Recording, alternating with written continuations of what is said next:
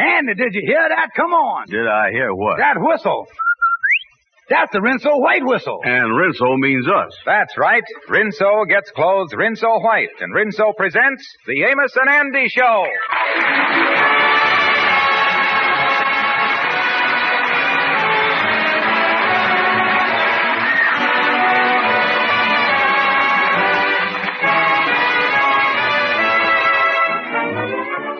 A young bride I knew took to cooking just like a shot. Her first lamb stew turned out sensational. Her cherry pies were delicious. But more and more, her husband wanted to eat out.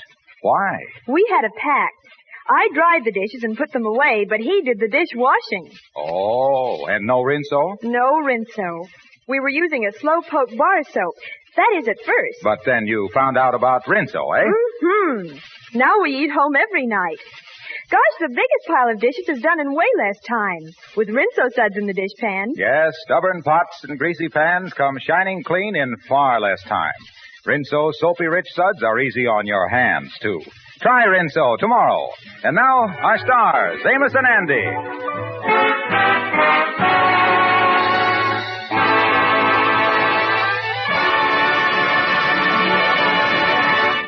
Whenever Andy and the Kingfish go broke, which is most of the time, they manage to place the blame for their failures upon anything but themselves. But when the truth comes out, it's a bitter pill to swallow. And that's what they're swallowing right now, because they have asked Amos for an honest opinion of themselves. Fellas, you asked for it, and I'm going to tell you. First of all, both of you is two of the laziest people I know. Look at you, Andy. Right now, you ought to be thinking of a way out of your mess. Instead of that, you just sitting there with your feet up on the desk. Well, that ain't being lazy. I was thinking. I remember once I read in some medicine book that the best way to think is with your feet up in front of you, gazing into space. That might be the truth, Anna, but when you got your big feet up there in front of you, there ain't much space left for gazing there. Yeah, well, go ahead, Amos. Tell us what else is wrong with us. Number 2 is neither one of you has got no backbone. You don't stick to nothing. I bet you that last year you was in 40 different businesses, and every one of them went bankrupt. You never sees nothing through to a finish. Well, how much more of a finish can you have than bankrupt? Well, that ain't what I mean. I mean that neither one of you work hard enough to make a success of nothing. Remember this, fellas. Hard work never kills nobody. Yeah, Amos, but sleeping ain't ever caused many casualties neither, you know. Why don't you fellas face it? Both of you is lazy. You don't want to work, and you was chiselers. You was always trying to make big money out of some scheme instead of finding out what you was fitted for and working at it. That's my advice, and I hope you takes it. So long, bums. Goodbye, Amos. Fine friend he is. Accusing us of being lazy, no-good chiselers and bums. How can he have the nerve to say them awful lies about us, even if they is true? And I hate to admit it, but I think Amos has got something there about finding what we is fitted for and working at it. Now, what training has we done had? Let's figure. Let's start with school. Did you graduate from college? Well, no. I was going to go to college, but something got in my way. Oh, what was that? High school. Seems that they had a rule about first having to go to high school before you could go to college. Yeah. How about you, Kingfish? Did you graduate from college? Well, tell you the truth, brother, and I had the same trouble you did about having finished grammar school and high school, so I jumped over college. Jumped over into what? I took a postgraduate course. Oh. Well, what did you jump over from? Well, the first time I jumped all the way over from the 5th grade into the postgraduate. Then I found out what it was a little tough there, so I jumped right back again, too. I see. So you see, Anna, so far as our training, that ain't fitting us so much, is it? Well, I spent 3 years in kindergarten. Don't tell me it was all a waste of time. Brother Anna, I've been thinking. I knows one thing. I knows that I is fitted for being a promoter. Yeah? Now, the thing for you to do is to concentrate on what you fitted for. Yeah, get you started on the road to success, and then I promote you see? Oh, yeah, but that leaves you sitting down with your feet on the desk and me doing all the work. Anna, you looking at that the wrong way. Let's look at it from the abstract. From the what? From the abstract. Now, I know you ain't gonna be ignorant enough to ask me what abstract is. I ain't, huh? What is abstract? There you go. I knowed you was going to be that ignorant. Now, open your ears and listen to me. Now, I'm going to explain it to you. What the abstract is, it's, you got your ears open there now? Yeah, but there ain't nothing coming out your mouth. The abstract means, well, let's put it another way. Well, you ain't put it no way yet. Yeah, well, let's forget the abstract. Let's look at it from the subjective. From the what? I knowed it was coming. I knowed it. I could tell by the expression on your face that little word throwed you. Yeah, well, explain that last word, will you? The word subjective, that's the word. Yeah. Now, you ain't going to ask me what the subjective is you? Yes, I is. Let's go back to the abstract. Well, what is abstract? Abstract is, well, now let me put it another way. You was heard of abstract of vanilla, ain't you? Oh, sure, yeah. Well, it ain't nothing like that, no. Yeah. Well, now we're getting someplace. Why didn't you tell me that in the first place? Yeah, well, it just takes time to explain these things. Wait a minute, hello, Henry, come in. Yeah, maybe you can help us here, Henry. Hello, boys. I thought I would drop in for just a chat. I just sold a large insurance policy, and I'm feeling very good. Oh, just sold a big policy, huh? Henry, would you mind telling me and Andy what you owe your big success to in the insurance business? Why, no, I would be glad to. I feel that I can honestly say, with all honesty, that my success begun when I met and married the woman I now call Mrs. Van Porter. You ain't very familiar with your wife, is you? Kingfish. Don't bust in there. This is reporting. Yeah. So you feel that you owe your success to your wife, eh, Henry? Yes, I owes it all to my dear, sweet wife. If her disposition hadn't driven me out the house, I never would have went to work. Henry, the thing that me and Anna wants to find out the most is what made you pick out the insurance business? Well, it all started during a particularly trying period of my married life. It seems that my wife, who has never been very strong-willed, had fallen into a rather annoying habit. Well, what was that, Henry? Well, every time that I argued with her, she would break a vase over my head. Yeah, a habit like that would get kind of annoying, yeah. And to continue, the repeated blows upon my head was beginning to cause some damage. Yeah, she must have put some bumps on you, all right. I'll say she put some bumps on me. In fact, it got to the point where I wasn't worried so much about the injuries to my head. I was worried about the injuries to my bumps. Had bumps on bumps there, huh? Yeah, so natural, I came to the conclusion that I would take out some insurance in case my head became disabled. Yeah. So while looking over the various types of insurance, I became so interested that right then and there I decided to make it my life's work. Yeah, so that's how you got into it, huh, Henry? Yes, that's right. Well, thanks for the chat, boys. It's been very informative and coeducational. Goodbye. So long, Henry. Goodbye, Henry. Yeah, well, we didn't learn much from Henry about how to decide what we fitted for. Yeah, let's do some more thinking. Well, now, wait a minute. I ain't got no more time now. I got a date to meet a new gal at 3 o'clock. Yeah, what about the gal you were supposed to meet at 2 o'clock? Well, I was too busy to meet her. How come? My 1 o'clock gal wouldn't let me go. Son, when it comes to women, you really know your... Say, wait a minute. Wait, I got it. Andy, I got it. Got what? What you was fitted for. Andy, if there's any training you was done had, it's been with women and romance. If anybody could give tips to lovesick gals and fellas, you is the one. Andy, look here, we is opening up a clinic. $2 a visit. Just like a doctor, only you give advice to the lovesick. We'll put up a sign saying, Advice to the Lovesick by Andrew H. Brown, B.S. Well, what is that BS for? Bachelor of Smooching. Andy, look here. I'm going right over and see Gwendell at the newspaper and put an ad in, and we'll start the clinic. Great, Kingfish. I'll go and call on Shorty and make him my first customer.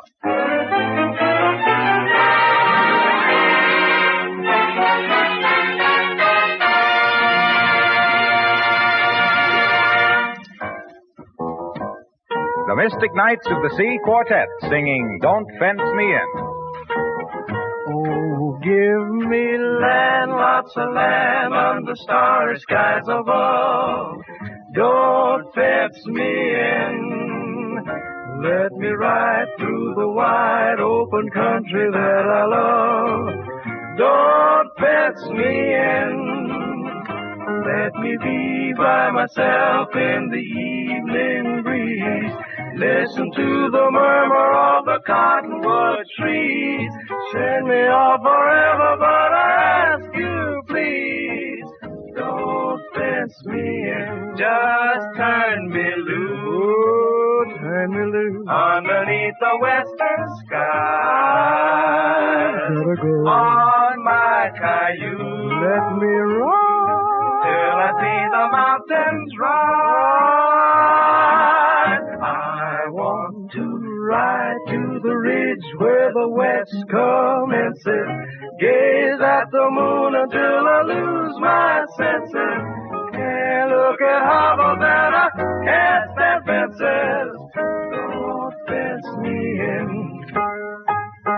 Don't fence me in.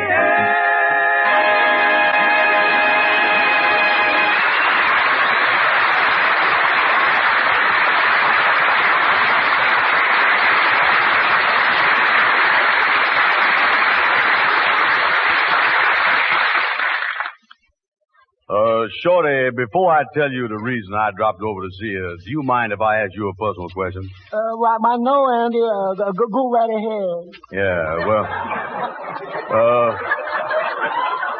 Shorty, tell me this. Has you ever been snuggled up to a gal, your arms around each other, your faces snuggled up close to each other, and then all of a sudden you say the wrong thing? Let me see, Andy. The last time I was with a girl, we were snuggling on the back porch. No, we were snuggling in the front step. No, we were snuggling in the park. We were snuggling on the sofa. I've never snuggled.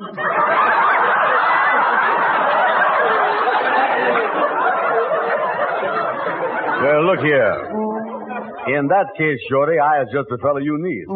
Now, look, for $2, I can get you on the road to happiness, romance, and better snuggling. Shorty, I has just become a love doctor. Excuse me, Andy. Did you say love doctor? Yeah, that's right. You mean that there's a cure now for that stuff? Listen, you don't get it, Shorty.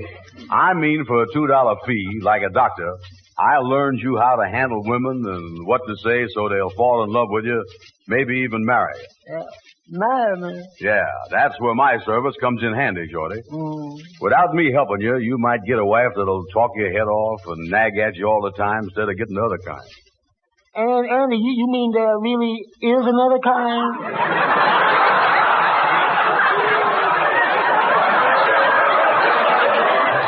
Oh, listen. Shorty is, Shorty. Listen here. You know that courting a woman is just like training a dog. You gotta know more than the dog. You was right about that, Andy. I know because I came to Airedale once. You did, huh? How did it work out? Oh, fine. Inside of a week, all that dog had to do was just bark once and I'd sit right up.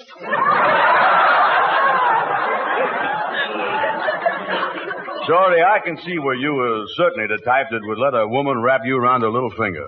You needs my service more than I thought you did. Yeah, I guess I does. Listen, Shorty, you become a customer, and I guarantee you that in no time you'll be taking out gals as pretty as that Lucy Green that I was trying to get a date with. She is really hard to date up, boy. Every guy in town has been trying to get a date with her and can't do it.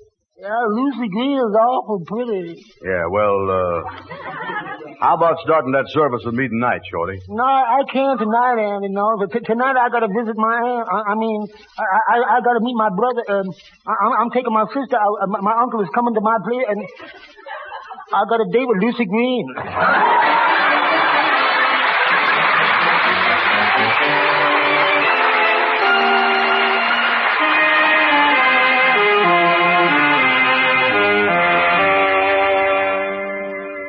Brother Andy, me and Fred Gwendale here has got a great idea. Yeah, well, sit down.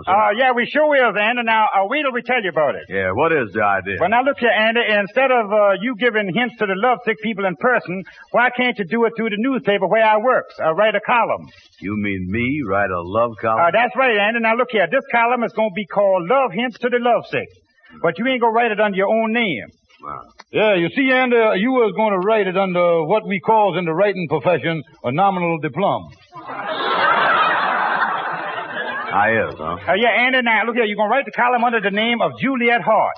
Yeah, and the reason for that is, Andy, because most of the people that write columns like that is women, so we got to make you a woman, too. Oh, I'm going to be Juliet Hart, huh? Yeah, now, look here. Let's go over and see the editor at Fred's newspaper. Fred done arranged for the meeting.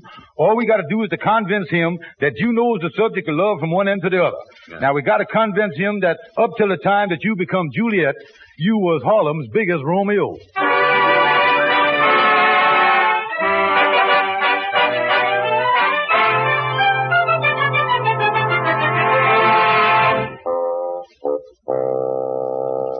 And you say that Mr. Brown here is familiar with all the phases of love and romance? Oh, yeah, Mr. Henderson. This boy really knows his love stuff all right. His experience dates way back, too. Yeah, they sure do. Yeah, why, even as a mere child, Mr. Henderson, at 8 years old, the gals was mad about him. You know that kissing game post office where a gal asks a fella to deliver 2 letters in a package, which means 2 kisses and a hug? Yes. Well, Andy was known as the Christmas rush. Yeah, after the first 2 post office parties I done went to, my mama marked me handled with care. Well, you certainly started in young, Mr. Brown. Oh, yeah, and not only that, Mr. Henderson, the boy has kept up studying about women's right through the years. Oh, he a great lover. Yeah, they call him Casablanca Brown. That's what they call him. Oh, yeah. Yeah, I has done made it my life's work. If you can call it work. Yeah. All right, boys, it's a deal. Good. The column will start in the newspaper tomorrow, and as you say, it will be written as a woman, under the name of Julie Hart. Yeah, but please make out my paychecks in the name of Andrew H. Brown. I want to wear pants when I goes to the bank.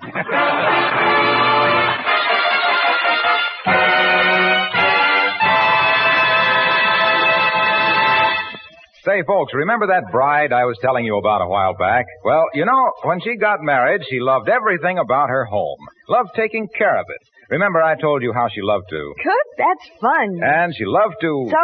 I've made a lot of things. The only thing about the whole setup that she didn't like... Absolutely hated. Yes, wash day. That is, until she found out about Rinso. What a discovery. First thing she found out was how easy Rinso makes wash day. As little as a 10-minute soaking in those soapy-rich suds, plus a few light rubs on extra soiled places, and they're ready to rinse. No trick at all. Easy as a breeze. And then there were the results. In a word... wonderful. Her trousseau linens, towels, sheets, and tablecloths. And my husband's shirts. Of course. All her whitewash came out of that Rinso washing dazzling Rinso white. And every pretty printed apron, all her gay-colored cottons, finest washable colors came out of that Rinso washing, sparkling Rinso bright. Stayed that way, too, safely, through dozens of Rinso washings. No wonder our bride spends wash day singing Happy Little Wash Day song. Ladies, why don't you change to Rinso now?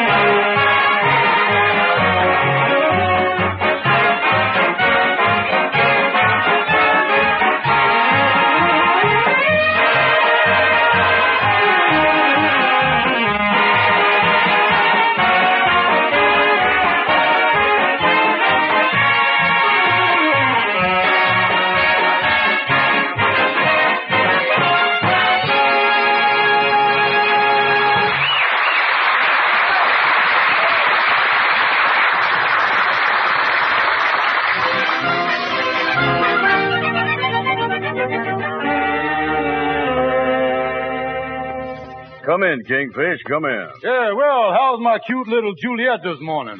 Oh, cut it out, will you, Kingfish? Yes, I see you got a big stack of mail of letters there. Column going great, ain't it? Yeah, the only thing is, all the readers thinks I is a gal. Mm-hmm, yeah, that's what they're supposed to think. Love Hints to the Lovesick by Juliet Hart. Sweet name you got there. Oh, Kingfish. But look here, what one gal done sent me in appreciation for the advice I give her. A pair of silk stockings. Give you a pair of silk stockings, huh? Yeah. If you wants to put them on, honey, I'll be glad to turn my back here. Yeah. Oh, cut out that talk, will you, Kingfish? Okay, Anna, just kidding. Well, look, I gotta get down to work here. Let me see what this next letter is. Yeah, read a letter here. Say, Dear Juliet Hart, I would like to get a steady boyfriend. My mother thinks I'm very attractive, but I've heard through another party that the boys say I am not attractive. What do you think? I am enclosing a full-length snapshot of myself, signed Hopeful. Yeah, let me see the picture, Anna. Here it is. Yeah. Sure is a funny pose for a picture. Yeah, what you doing there, standing in them two satchels there? Them is her feet. Let me look again here. I thought them was satchels. No, they is feet, all right. Well, if you ever go in a hotel lobby, you better keep walking, because somebody liable to slap some labels on them. Tell me, Kingfish, what you think of her figure? Well, it's certainly different, all right, ain't it? Yeah, she on the heavy side, ain't she? I'd say she weighed 20 more pounds than Madam Queen. What would that make her weigh, Kingfish? Well, let's figure it out with simple arithmetic. 20 pounds more than Madam Queen, and Madam Queen weigh, and I think we're getting up into trigonometry here, son. Yeah, forget it. Yeah. The important thing is her face, anyhow. Yeah, that's where romance pays off. Let's analyze the face. Yeah, let me get her picture in the light here and get a good look at it. Yeah, the light don't help it none. Yeah, just look at them eyebrows you got there. Yeah, them is the bushiest eyebrows I done ever see. Yeah, they is kind of thick, ain't they? Yeah, I guess every time she kisses a fella, he gets dusted off at the same time. Yeah, well, I'm going to write this gal and tell her that I didn't get her letter. Yeah, that's the way to handle it, Annie. Well, I got to get on over to the lodge hall. I'll see you later. So long. Yeah, so long. Now, let me see this letter here. Hello? Could I speak to Mr. Brown that writes the Juliet Hart column? I'm speaking. This is Juliet Hart. Oh, fine. Mr. Brown, I'm the fashion editor of the newspaper, and I thought it would be a good idea to give Juliet Hart's advice on fashions and dress in my column. Yeah, be glad to. You got a pad and pencil there? Oh, I can take it in shorthand. You go right ahead. Yeah, well, start off by saying... wait a minute. Oh, hello, Dandy. How is you? I've been out of town for a week. Yeah, well, sit down, Gabby. Sit down. I'm talking. Hello? Go ahead. Anything about clothes or dresses? Okay, let's see now. We has got to be up to date and everything. For instance, I personally won't wear nothing but the kind of shoes with the toes sticking out in the front. Open-toed shoes? You sure getting fancy, Dandy. You sure getting fancy. Go right ahead. I'm getting it. Yeah, and on account of only wearing open-toed shoes, I always have my pedicure gal put red polish on my toenails. I feel it makes them much more attractive. Certainly been a lot of changes around here in the last week, ain't there? Just a minute, Gabby, will you? Go right ahead. We must also pay a lot of attention to our hairdos. Now, to give you an idea of what the latest thing is, I was going to the beauty shop today. I never thought that of you, Andy. And I'm going to have my hair fixed in a beautiful upsweep with roses pinned on one side and a big rhinestone ornament pinned on the other. This I gotta see. Oh, that's fine, Mr. Brown. Yeah. Is you gonna wear that stuff over or under your derby? You think that's enough? Oh, that'll be just about right. Thank you very much. Goodbye. Goodbye. And you're gonna be the sweetest man in town. Listen, Gabby, since you've been gone, I was writing a love column for the newspaper. And I was supposed to be Juliet Hart. Oh, I see. That really explains a few things that had me puzzled. Yeah, well, I'm answering my mail now. Look here, I'll show you. Here's the letter. Let's see what this one is. Signed Brokenhearted. It's a Dear Juliet. I haven't seen my sweetheart for over 2 weeks. He promised to marry me and then never came back to see me again. I'm all broken up about it and haven't been able to sleep, eat, or work. What shall I do? Brokenhearted. Boy, that's a tough one. What would you do, Gabby? Well, as a lawyer, I would advise her to sue the man for breach of promise. Yes, indeed. Breach of promise. Yeah, breach of promise. That's what I'll do. After all, that's a very serious thing. Very serious thing. That's a violation of the banking commission. The banking commission? How you figure? Very simple, Andy. Very simple. He refused to marry her when she was banking on it. That put her out of commission. That's banking commission if I ever had it.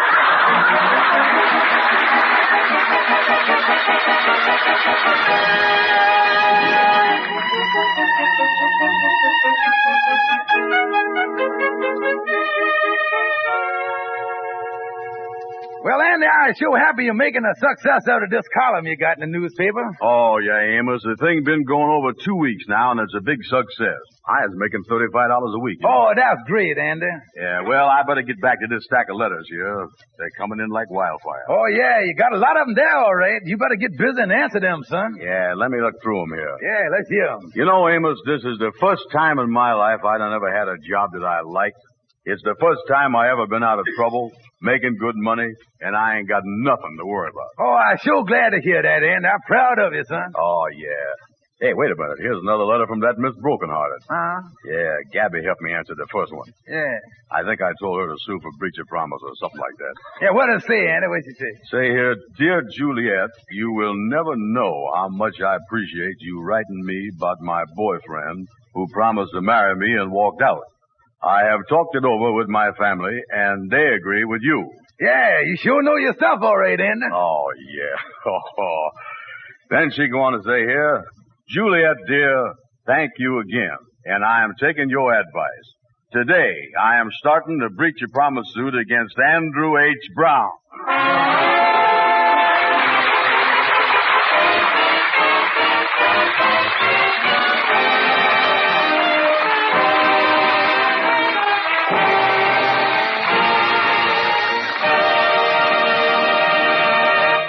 Amos and Andy will be back in just a moment.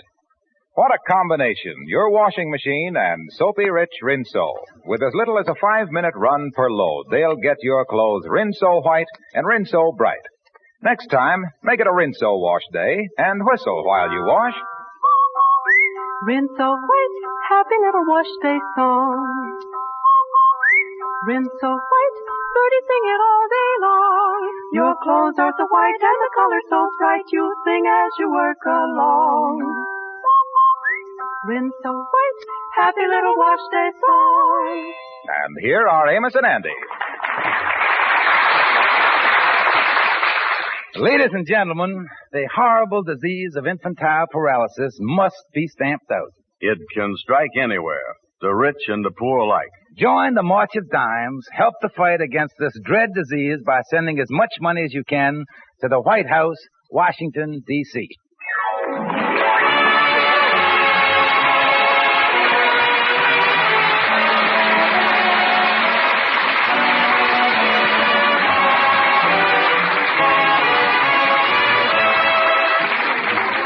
Be sure to be with us again next Friday evening at this same time when the makers of Rinso will again present the Amos and Andy Show, and you'll hear more about Andy's breach of promise suit. This program is broadcast to our armed forces all over the world. This is Harlow Wilcox saying good night to all of you from all of us, and reminding you ladies that the used fats you save in your kitchens are helping to shorten the war. They go into vitally needed ammunition, essential military medicines, important military supplies. So keep saving waste fats. Strain them and turn them in to your butcher regularly. You'll get 2 red points and 4 cents for every pound you turn in.